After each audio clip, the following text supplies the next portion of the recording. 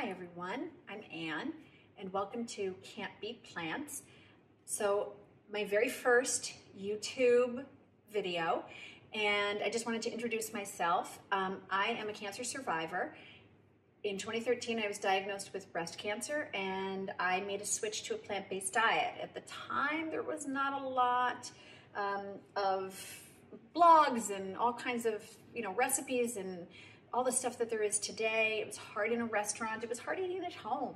And so I started to develop my own recipes based on a lot of, family favorites and things that we liked. And then from there, I kind of branched out. I started to eat, I'm gonna say a 4-letter word here, tofu. And found that I actually liked it, where before I would have never touched it. But now I really like it. Anyway, for the last couple of years, I've been blogging. I have been on Instagram and Facebook.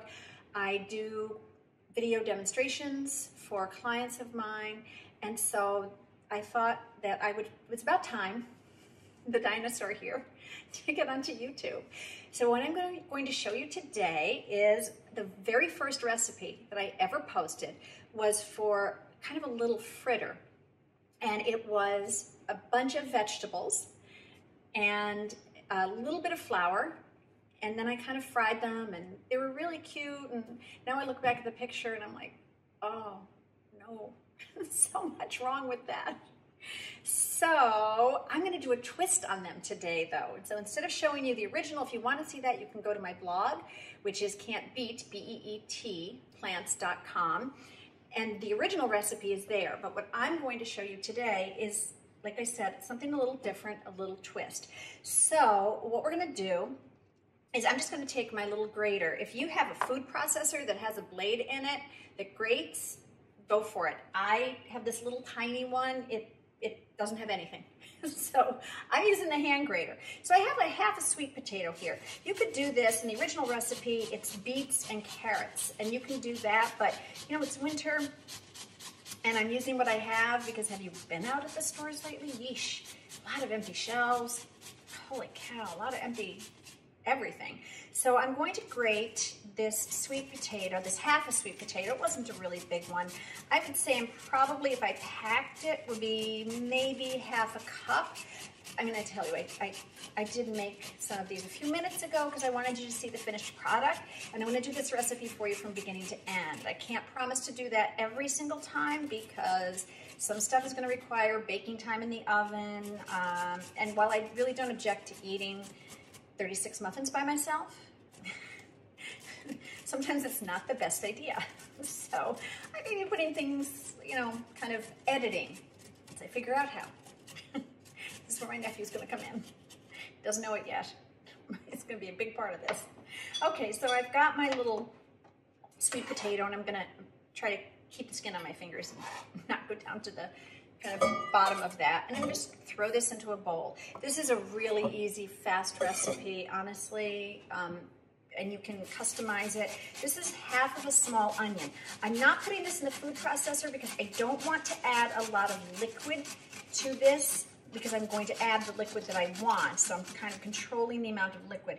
If I put it in the food processor, it's gonna be hard for me to not liquefy this and get it really pulpy. So I'm opting just to grate the onion into with the hand grater and throw it in. That's all the hand grating, okay? We are done with that. What I have here, I have 4 cloves of garlic that I roasted in the oven. I took a head of garlic, I cut the top off, and I can show you, I've got one right here. Cut the top off, drizzled it with a little olive oil, put it in at 400, really about 20-30 minutes, and then what you do is you wrap it in foil. I always recommend putting on a sheet pan just in case, and then you can just squeeze the heads of garlic out, and these I'll just put into the fridge in a container with a little bit of olive oil. Now my hand is all crazy. Oh no. Here, let me grab this. Okay, so yeah, a lot going through my head right now. Okay, I should have seen that one coming. All right, so I've got the cloves of garlic, and I'll put those in the fridge in a little bit of olive oil, and they'll keep for like 2 weeks or so. They don't last that long around here. So I'm gonna mash, because this is roasted garlic, it's sweeter and it's milder. So instead of the 3 cloves, I think that I recommended in the original recipe, I'm gonna go for 4 because it's garlic. I love garlic. So now here's the other vegetables that I'm going to add. I have some broccoli that I had bought and I used it in the recipe, but I didn't use all of it. So this is a perfect opportunity to kind of use up little bits and pieces of vegetables. These are raw, by the way, they're not cooked. You don't want them cooked because we're gonna cook them. It's gonna get mushy if they're cooked. You're not gonna be able to do this. So I'm gonna try not to talk over this, but I'm not even gonna pulse it. I'm just gonna chop it until it's very, very fine. This is what you find happens with the broccoli. It gets like kind of jammed at the top or stuck in the blade. So sometimes you have to be a little insistent. Okay, that looks good. I am going to want about 2 cups total of the vegetable, of the sweet potato, of the broccoli, of the cauliflower, because these are the vegetables that I'm using. Don't count the onion. You want half of a small onion, and then you want 2 cups of the vegetables. So that's about, as I said, about a half a cup or so of the sweet potato. If I want to measure, oh, there's one stinky piece of broccoli. If you want to measure it out, so there you go. That's about a cup. And then I'm going to pop this back on here, and I'm going to put the blade in. And because it's all going into the same bowl, you don't have to clean this out. You don't have to fix it up. You don't have to do anything with it except put the other ingredients in, because it's all going to be mixed together. So if you have a thing about food touching, this recipe is not for you, because all this food is really going to touch. It's all being mixed together. So here we go. Chop that.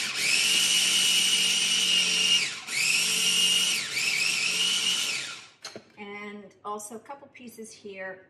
Pull those out. We're gonna quick take a look at this, see how much we got. I'm just gonna kind of measure this right over the bowl.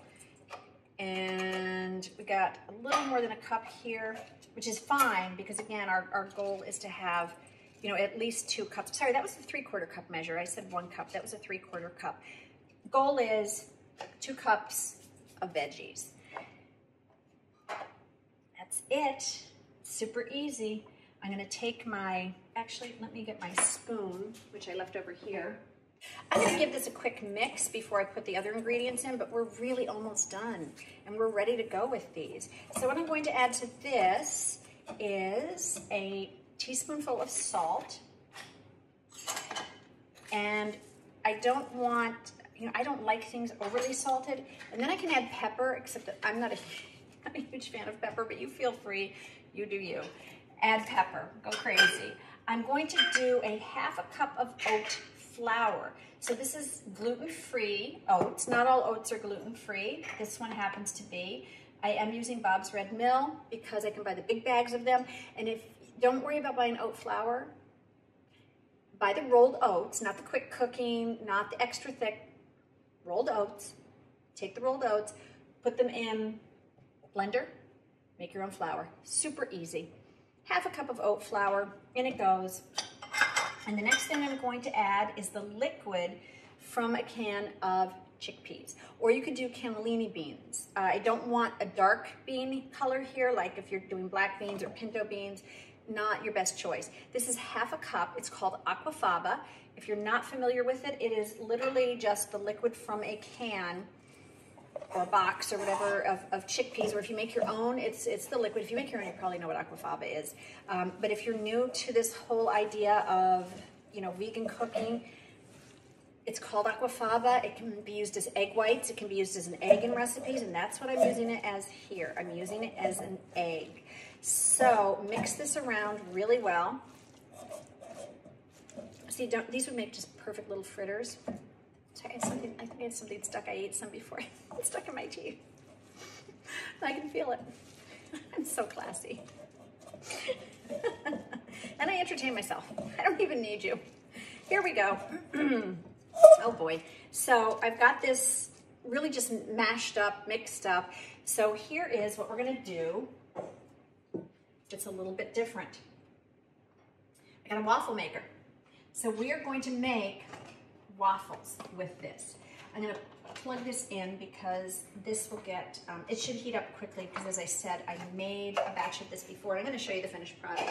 I'm not gonna make you sit here or stand there or whatever you're doing and watch me make a waffle. But I am going to heat this up. I have it on the highest setting because we do need to cook these vegetables a bit. And even though you can have the chickpea juice raw and you know the oats aren't gonna kill you to eat raw, it's just, you want this cooked. You want this to be like a nice, warm, yummy waffle, but you want the vegetables cooked a little bit. They are still gonna be a little bit, you know, on the crunchy side. I don't even know if that's the right word. They're not really crunchy because we've ground them so fine, but they're not gonna be mushy. And that's perfect. So I heat the waffle iron up. And what I'm going to do, because mine is a little bit hot already, and I've got like a little red light here, and tells me when to go and when to not go. So I am gonna put a little bit, this is vegan butter, which is really mostly oil, because I don't want it to stick. When this heats up all the way, I'm going to take this batter and I'm just going to divide this about in half. This is gonna give me two really nice big 4-piece waffles. I'm gonna put that on there. I'm going to keep it on the highest setting, and when the green light tells me it's done, it's done. You're gonna smell it a few seconds before that and you're gonna think, uh-oh, and you know your waffle iron better than you if you wanna peek a little bit. My waffle iron, I smelled it and I thought, definitely smells like it's getting done. Uh-oh, it's not burning. Didn't burn. But you do your waffle iron. I don't wanna be responsible for burned waffles. So once I'm gonna put the batter on here, this is the finished product. This is what they look like. So we've got this really cool waffle that you can eat as a side dish. You could fill it. You could make like a little waffle sandwich. When I was a kid, I used to like, the only way my parents could get me to eat waffles was with some ice cream in the middle. I don't know that I would recommend ice cream with this. But again, you know, no judgment. If you want to put ice cream in here, go for it. But you could also use this as a base, like a bread for a sandwich, right? Put some hummus on here. You could pile some more veggies on here, or you could just do hummus, you know, kind of make a little hummus sandwich out of it. Do whatever you would like. But what I think I'm going to do, because this reminds me of when I was a kid, oh, there, it turned green, of the, oops, all right, apparently can't do, oops, two things at once. All right, let me get that on here. That's about half the batter. I'm gonna kind of, let me show you this, spread it out a little bit, help the waffle iron, and maybe a little generous in this one, but that's okay. Swoosh it down, and then when that turns red, it'll be done. When it turns green, it'll be done. Oh, this is a really great introduction to me. Yeah. Okay, so what it reminds me of is when I was a kid are the potato pancakes that my grandmother used to make. And they are in a way potato pancakes because they do have sweet potatoes in them. So what I'm gonna do is I'm gonna take a spoon out of here and I'm gonna put a nice little dollop of sour cream. It's vegan sour cream. This particular one I think is made from almonds, yep. I'm gonna put a little dollop of sour cream on top of this. And then I have over here some green onions that I had just kind of cut the tops up a little bit. Sprinkle some of them on here, maybe scatter them around the top. For me, you can never have too many onions. You can never have too much garlic. It's just the way it is. Happy as a clam if I got them both. So I'm gonna sprinkle that on there. You saw how easy this is, how fast this is. It takes no time at all. So there you have it. You have a nice veggie waffle that's gluten-free. It's really, I mean, can't be any easier than this, right? So if you like this recipe, I hope you try it. And I hope you check out some of my other recipes on www.can'tbeatplants.com or check out my Instagram or my Facebook. So I hope you have a good rest of your day or evening or whenever it is you're watching this, and tune in next time when I will be making another creation.